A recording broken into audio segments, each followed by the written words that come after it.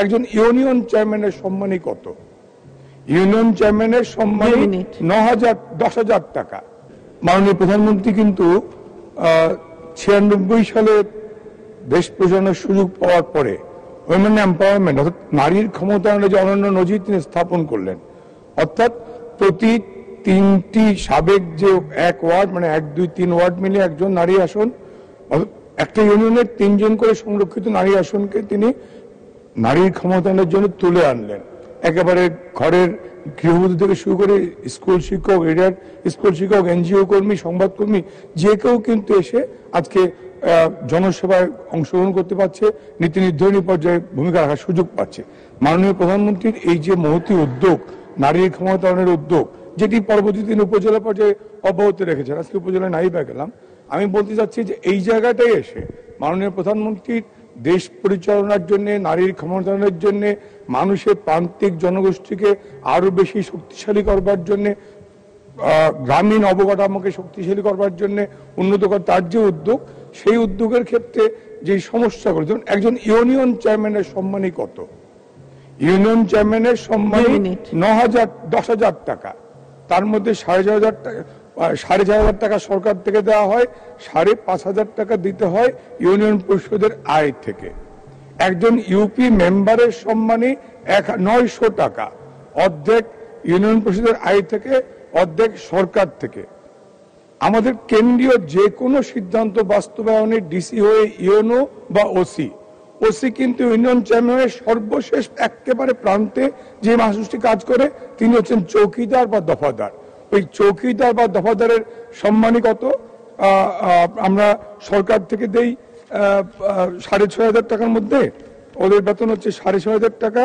তার মধ্যে আমরা দেই 50% আমরা দেই, 50% সরকার থেকে দেয়। আসলে কি 6,500 টাকায় এখন সংসার চলে? একজন চেয়ারম্যানকে এখান থেকে পরিবর্তে পাঠিয়ে দিলেন, তাকে সার্বক্ষণিক 9টা 5টা অফিস করতে হবে, সম্মানই মাত্র 9,000 টাকা। কাজেই চেয়ারম্যানদের সম্মানী, মেম্বার সাহেবদের সম্মানী, চৌকিদার দফাদারের বেতন বা সম্মানী না বাড়ালে ওই একেবারে তৃণমূল পর্যায়ে একেবারে নদী প্রত্যন্ত গ্রামে থেকে যে মানুষটি কাজ করে সরকারের পক্ষে তার সম্মান বোধ লাগে না। একটা চৌকিদারকে সাইকেল মাননীয় প্রধানমন্ত্রী দিয়েছেন, ভালো লেগেছে, কিন্তু ওর স্যান্ডেল পায়, সিরা স্যান্ডেল, জুতো নাই, খারাপ লাগে। আমি যখন মাননীয় প্রধানমন্ত্রীর পক্ষ থেকে চৌকিদারদের হাতে সাইকেল বিতরণ করি, ও যখন এসছে প্যান্টের বেল্ট নাই, রশি দিয়ে প্যান্ট বেঁধে এসছে, সিরা স্যান্ডেল, পন্স পরা।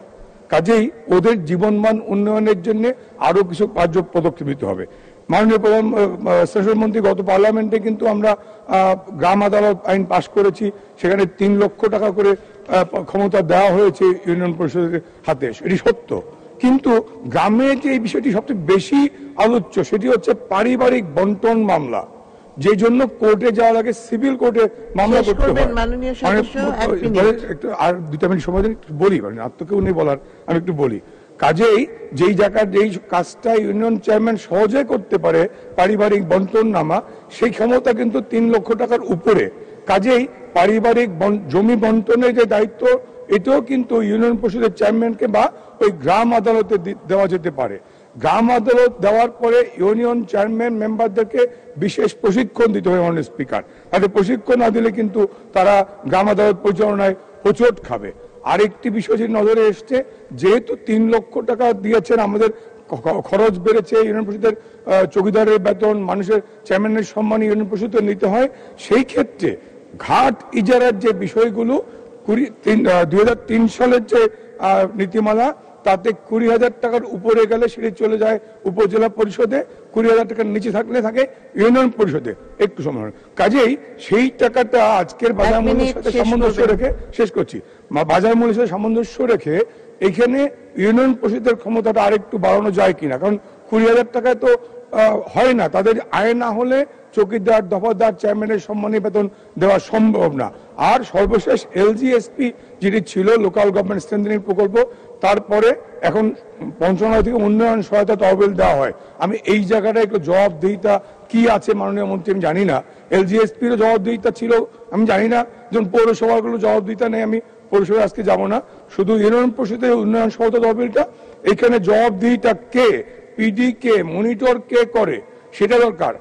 প্রায় 4,500-এর বেশি ইউনিয়ন একটা মাত্র কবিতরের ঘরের মতো অফিস দোতলায় মন্ত্রণালয়ের নিচে, 4,500 ফাইল রাখার জায়গা নাই। একটা সিনিয়র সেক্রেটারি বা এও একটা ডেপুটি সেক্রেটারি পা ফেলবার জায়গা নাই, মাঝে মধ্যে যেতে হয় আমাদের, সেখানে যাই, কারণ অনিয়মের চূড়ান্ত সেই জায়গাটায়। আপনি মাননীয় স্পিকার, আমি সময় নিয়ে একটু বলি, আমার মেহেন্দিগঞ্জ হিজলা একটা ইউনিয়ন আছে। সদস্য এতক্ষণ বলার বিধান নেই, আপনি অনেকক্ষণ বলেছেন, এখন শেষ করবেন। আমি একটু বলে শেষ করছি। এইটা বলে, একটা ইউনিয়নে 9টা ওয়ার্ড, একটা ওয়ার্ডে 400 ভোটার, একটা ওয়ার্ডে 1600 ভোটার, 3200 ভোটার। এইটা অ্যাডজাস্টমেন্টের জন্য ইলেকশন কমিশনে একজন নারী প্রার্থী আবেদন করলেন, কারণ 7, 8, 9 ওয়ার্ডে 16,000 ভোট আর বাকি 6টা ওয়ার্ডে 8,000 ভোট।